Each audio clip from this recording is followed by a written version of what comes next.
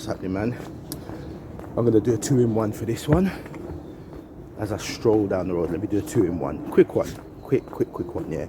Not even gonna spend too long. Put the volume up. Yo. So the transfer window's closed. You gotta look at it. We've got one transfer window that's banging. Which was ours. We made one transfer, but that transfer was so significant. And then you got another one, which, well, nothing happened. And let me start with ours. You know what? The Diaz transfer. I didn't see it coming. It was a very, very welcome surprise. But when I see what this guy can do, like I said in my last post, it was a move that we had to make. You know what I mean? It would have been like a Ronaldo going to Man United kind of situation again. So that's on point. When I look at the move we were trying to go for Carvalho, is it Carvalho? Yeah. Cavallero, can't even say his name. The little young boy from Fulham. Now that boy looks like a proper prospect. It's like Harvey Elliott all over again. I don't know what you lot are feeding them kids in Fulham, but you know what? Keep it going if we can come in and get them. So that was on point. And we haven't wrapped that one up yet, but you know, I find it hard that someone else comes and hijacks it. So that's all good. But Arsenal, I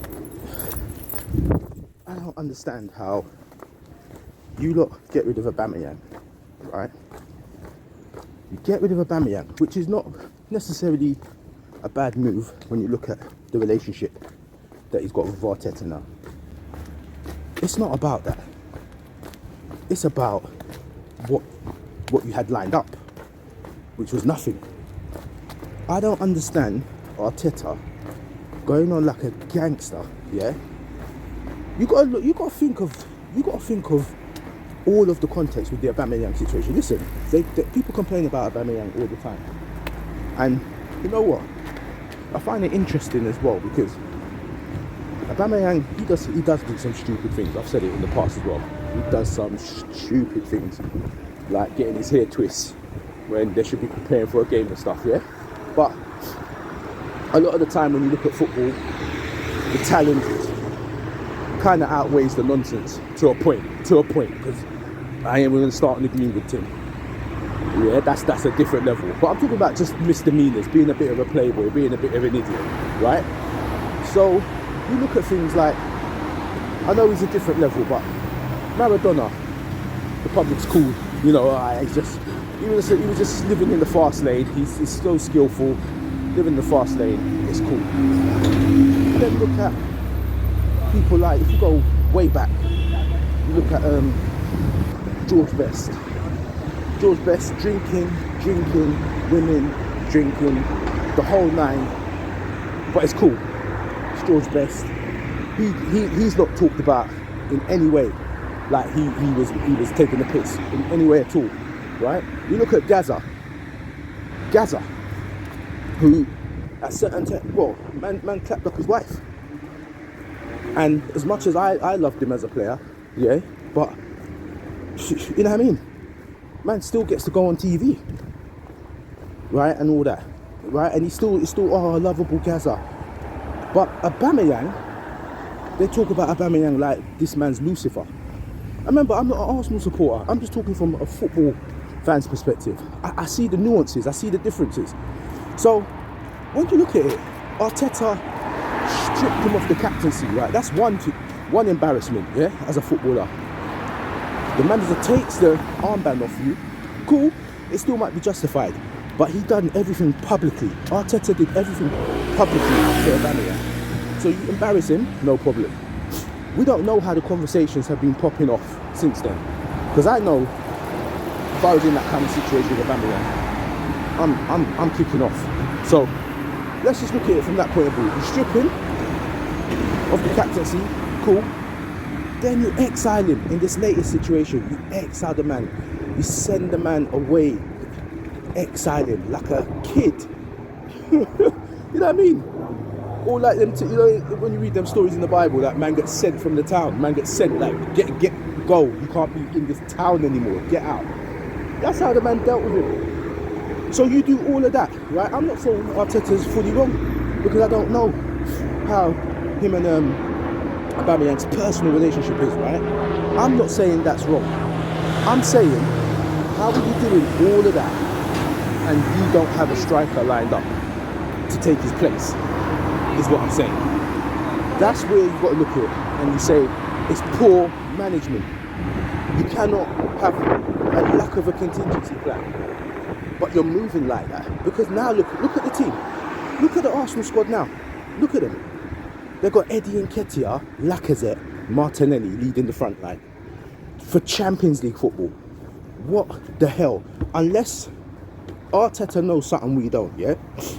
Listen, either Arteta is the greatest genius we have ever seen in Premier League history, that we are so stupid that we can't see the talent that this Arsenal squad have, this front line that he's relying on now, Smith Rowe in the pivot, or Odegaard, Martinelli, Lacazette, and Nketiah.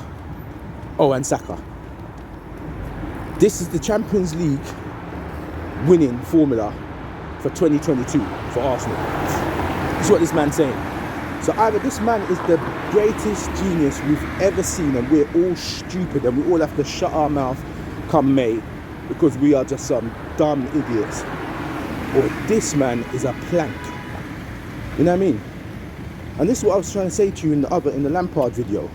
What I'm saying to you is, when you're young, yeah, and listen, I've been a manager, last 20 years, right? I've been managing teams, managing people, personalities, right? I know when I was young, when I was younger, I was in my early 20s, I made mistakes. I made mistakes because I was very, very emotional, right? Because you're young, you're inexperienced, you got your own ideas, and bottom line, you want people to listen to you when you're managing them, right? So you're trying all these little tactics. You're thinking, right, let me go old school on them. Let me kind of like not rule by fear, but you're thinking if you go gangster, people are going to listen to you. You learn over time. It's got nothing to do with that. It's leadership. You know, you can do that in certain environments. You can lead through fear. It never lasts. You know, it's always going to end in tears somehow. So the way that you get a winning formula is through credibility, respect, and being a very, very decisive leader. You make decisions, and you make logical decisions, not based on your ego, pragmatic, analytic. You're looking at a situation, you're saying, how can I get the best out of whatever from this situation here? And you're not always going to get it right. You're not going to get it right. Klopp doesn't get it right all the time. Guardiola doesn't get it right all the time. But the difference is you get it right most of the time. That's the difference. No one has got 100% record. But what it is, certain situations, you know how to manage it. Arteta hasn't got the experience to lead a club like Arsenal. Arteta should be at Derby County. Arteta should be at Nottingham Forest. He should never have got the Arsenal job. You know what I'm saying? It's the same thing what I'm saying about Lampard. You know what I mean? Man's just bouncing into big jobs. You know, and it spits on the face of the people that are coming up and cutting their teeth in the lower leagues and waiting for that opportunity. When a man can just play, have a good career, and then slide into a management job. You know? So, going back to the window, our window, you saw a pragmatic boss look at a situation, was tracking a player for ages, then saw that, you know what, there's a little bit of heat on my player now, man's gonna have to make a move. Made the move. He nurtured the relationship with Tottenham from before.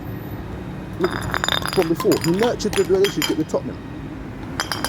So, not Tottenham, with Porto, with the player and the agent, right? Klopp had been talking to him. I didn't know this, but apparently that's what was going on. Man's talking to him, monitoring the situation, to the point that when Tottenham come in and started talking, they lined things up and then phoned Liverpool. Yo, you need to make a move now if you want him. Because he nurtured the relationship. That's experience. That's skill. Arteta is not doing any of that. Arteta's signing a goalkeeper. You don't need one. You sign a goalkeeper from the MLS. Why? Why? You don't need one. You need a striker. You know? It's absolutely ludicrous. And again, I'm not a football manager. I didn't play in the Prem. I play football. I didn't play in the Prem.